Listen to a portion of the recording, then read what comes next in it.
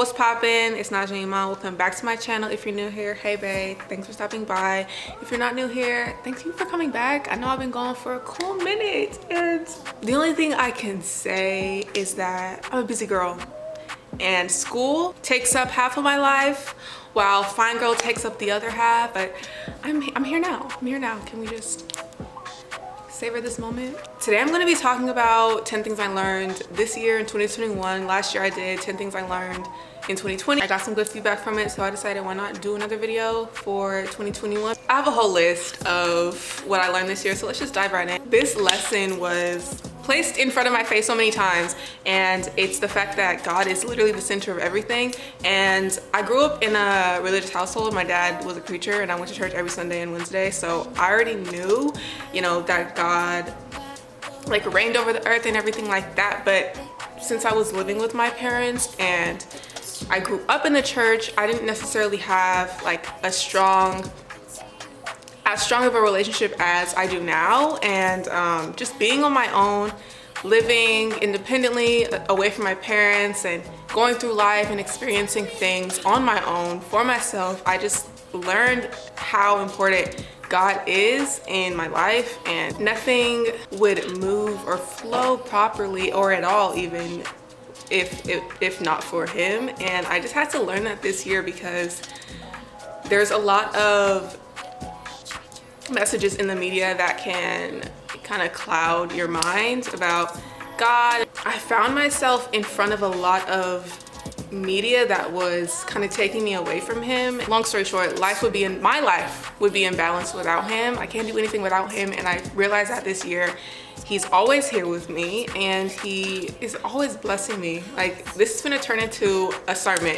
I realized that dwelling on past situations, negative situations that happened in the past, it doesn't serve me. It doesn't do anything for me. I'm not gaining anything from thinking about the past every day. I would just think about situations that happened in the past that broke down my spirit. They're in the past. They're never coming back. So why sit and waste my time thinking about something that is never going to happen again? An experience that I'm never going to experience again. It's a waste of time. Worrying about the future is also a waste of time. The past already happened. The future hasn't happened yet. So it makes no sense to be worrying about either one.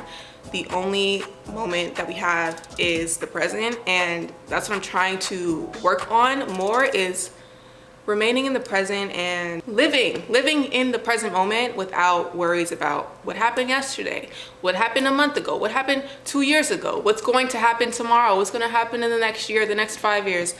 And to just be. Everything is temporary. The sadness I was experiencing in my past, anxiety that I was experiencing in my past, all were temporary.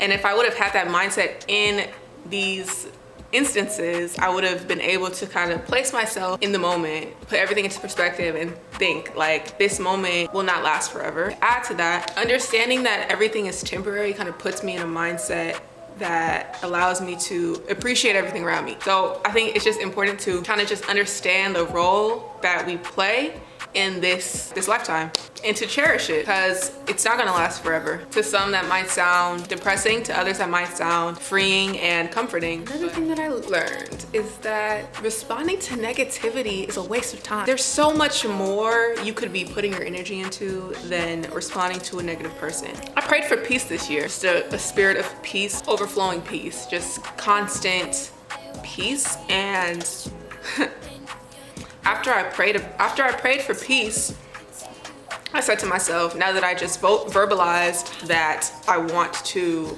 work on my inner spirit and be in a constant state of peace, I'm going to be tested. Literally the next day I was being tested.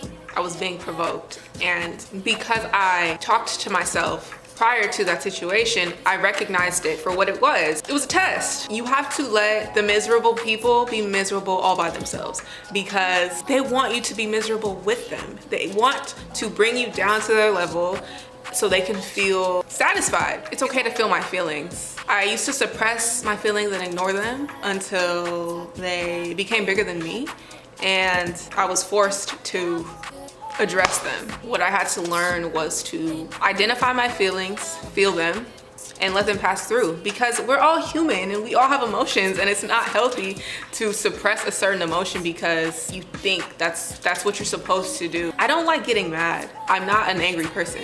So when I would find myself getting like angry, I would suppress it. Like I wouldn't say anything about it. I would just go about my business and ignore it until I literally couldn't. Like I was full of rage and it came out in one way or another. But if I would have addressed my feelings in the moment, I would have been able to like healthily move forward from the situation. And that is why I'm an advocate for therapy. Nobody cares about me as much as I think they do. And not in a negative way, but in a human way.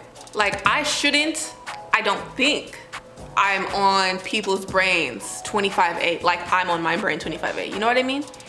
When I go about my day, I'm not thinking about other people. So I'm thinking about me. That embarrassing thing I did the other day, nobody remembers the embarrassing things that you do, the awkward things that you say. Nobody remembers because no one cares. Everyone's too focused on themselves to be consumed with the lives of other people. That's what I think. That's how I operate. I don't know about you guys, but I feel like I'm too concerned with myself, like not even in like a self-absorbed way, but in a self-conscious way. Like, oh my gosh, I just stuttered. I'm so embarrassed. Like they probably think I don't know how to talk. It's my brain lying to me. It's literally my brain lying to me. That goes into my next point. My anxiety is lying to me. Nothing that my anxiety tells me is true. Your mind can be your biggest enemy and your biggest setback. I have to train my brain to push out like anxious, negative thoughts. Journaling is the key. She's the key to self-awareness. I got this self-awareness journal, self-reflection journal from We're Not Really Strangers.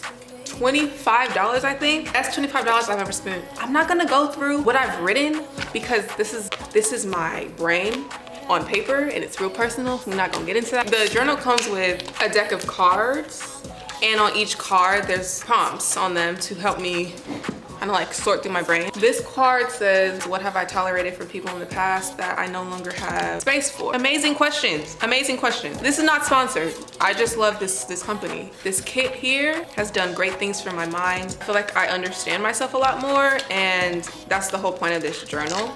Another thing I learned, this is random, but working out is actually very fun. I used to be scared of the gym. I'm not even gonna lie. I really was not a fitness girl. I hated running, but now I be in there 3 times a week, putting in work. Like I'm trying to get my abs on Tiana Taylor. If you know, you know, and I'm gonna get there. This kind of ties into the last lesson, but consistency is the key to success. I don't care what you're doing. I don't care if you going to the gym consistently, if you are going to the studio and making music consistently, if you are making TikTok videos every day consistently, reading a book every day or every other day or 2 times a week. You want to see results, be consistent. I've read this book, The Power of Habit by Charles Duhigg. It basically just taught me that consistency is key. I suggest y'all get into this book because I don't want to give you a full synopsis right now because I like to ramble and I don't want this video to be too long. But living honestly is the best way to live. Being authentic to yourself, being completely genuine. There's no reason to say yes to things that you really want to say no to. There's no reason to be around people that you don't feel 100% aligned with. It's important to be true to myself, and I had to learn that I'm not for everybody, and that's fine. I'm not put on this earth to be liked by everybody. I'm put on this earth to spread love, to be kind, and to fulfill my purpose. And if there's people out here that don't feel like they vibe with me or mesh with me or like me, it is what it is. I'm not the same person I was 18 seconds ago. Like I'm constantly growing, constantly evolving. And when I think about the person I was in the past, I want to hug her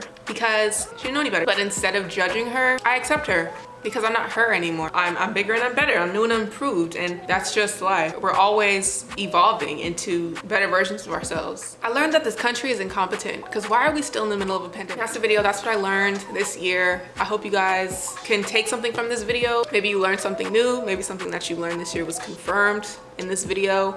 Let me know what you guys learned this year. I'm interested. Yeah, that's pretty much the video. I hope y'all enjoyed it. Can you guys recommend books in the comments? Just like I gave y'all 2 books. Let me get some book recommendations because as you can see, I'm a bookworm, unashamedly. That's the video for today. I hope you guys enjoyed it. I'll talk to you guys on my next one.